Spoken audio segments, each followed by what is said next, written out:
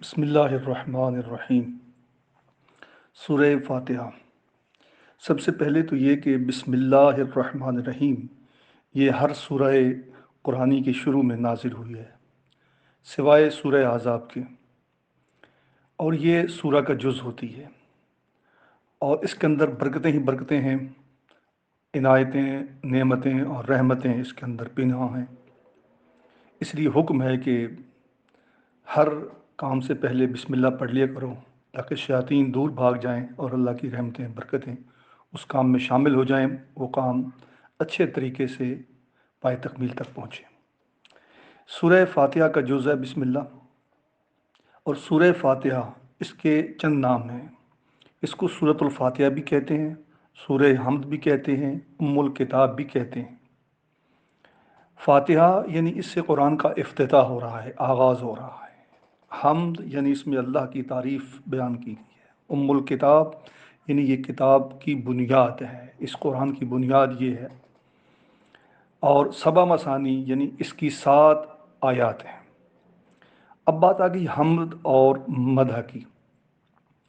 مدح یہ ہے کہ جیسے آپ کسی کی تعریف کریں، کوئی پھول دیکھیں، کوئی پانی دیکھیں، کوئی سبزے دیکھیں، پھولوں کی مہک، سبزے کی لہک، پانی کی روانی، سورج کی درخشانی وغیرہ، یہ سب مدح ہیں۔ یہ ان کی ذاتی نہیں ہیں، یہ عطائی ہیں، یعنی جتنی بھی یہ خوبیاں عطا کی گئی ہیں، چاہے وہ انسانوں کو ہوں یا چاہے وہ اس کائنات کے ہر ذرے یا چیز کو ہو، وہ ان کی ذاتی نہیں ہے، عطائی ہے۔ تو جہاں عطائی ہو، کسی کی طرف سے دی گئی ہو کوئی تعریف، کوئی وصف، کوئی خوبی، تو اس وصف یا خوبی کی اگر مدح کریں، تعریف کریں، ثنا کریں، تو اس کو مدح کہتے ہیں، تعریف کہتے ہیں، ثنا کہتے ہیں، حمد نہیں کہتے۔ حمد صرف اللہ کے لیے ہے، کیونکہ حمد اللہ کی جتنی بھی تعریفیں ہیں وہ اس کی ذاتی ہیں، اختیاری ہیں، کسی نے عطا نہیں کی، عطائی نہیں ہیں۔ تو حمد کا لفظ خاص ہے اللہ کے ساتھ، کیونکہ اس کائنات کے اندر جتنا بھی حسن ہے، جتنی بھی لائق تعریف چیزیں ہیں، اگر غور کیا جائے تو وہ ان کو لائق تعریف بنانے والی ذات اللہ کی ہے، جبکہ اللہ کی جتنی تعریفیں ہیں وہ اس کی ذاتی ہیں۔ اس لیے حمد صرف خدا کے لیے۔ اس کے بعد آتا ہے شکر۔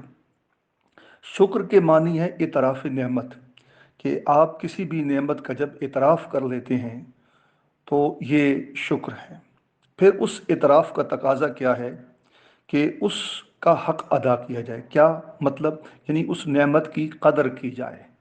اب اگر اس نعمت کی قدر کی جائے گی تو اللہ اس نعمت میں اضافہ کرے گا، اور اگر قدر نہیں کی جائے گی تو خدا فرماتا ہے کہ پھر آپ پر عذاب الہی ہوگا، یعنی وہ نعمت آپ سے چھن جائے گی۔ تو اس لیے اللہ تبارک و تعالیٰ کی طرف سے جتنی بھی نعمتیں ہمیں عطا ہوں ان پر شکر ادا کرنا چاہیے۔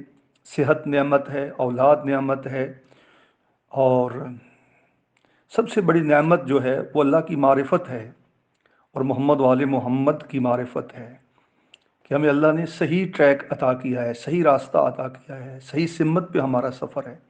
کیونکہ اگر یہ راستہ ہمیں نہ ملتا، یہ صراط مستقیم ہمیں حاصل نہ ہوتا تو ہم گمراہ ہو جاتے، ہماری دنیا و آخرت تباہ ہو جاتی۔ تو آپ اگر ائمہ کی زندگی میں دیکھیں، ایک ایک نعمت پر اعتراف نعمت کیا جاتا تھا، اور پھر اس اعتراف نعمت کی بنیاد پر سجدہ شکر بجا لایا جاتا تھا۔ امام زین العابدین ہر نعمت پر 2 رکعت نماز شکرانہ ادا کیا کرتے تھے، اور فرمایا کرتے تھے کہ اے اللہ تو کریم ہے، ہم اس لائق نہیں ہیں، یہ تیری عطا ہے ہم پر کہ تو نے ہمیں اس نعمت سے نوازا ہے۔ تو اس لیے یہ 4 چیزیں آپ یاد رکھیں۔ سورہ فاتحہ کو کے نام جو ہیں ان کو یاد کرنا ہے: سورہ فاتحہ، سورہ حمد، ام الکتاب، سبع مثانی۔ حمد اور مدح اور حمد کے درمیان جو فرق ہے اس کو یاد کرنا ہے، اور شکر کی جو ڈیفینیشن ہے اس کو آپ نے یاد کرنا ہے۔ یہ انشاءاللہ پھر آپ سے سنیں گے۔ جب آپ اس کو یاد کر لیں گی تو پھر اگلا لیسن آپ کا یہ ہوگا کہ آپ نے اس گروپ میں اپنا جو یاد کیا ہوا لیسن ہے اس کو سنانا ہوگا۔ ٹھیک ہے؟ اللہ آپ کو سلامت رکھے، خوش رہیں، آباد و شاد رہیں۔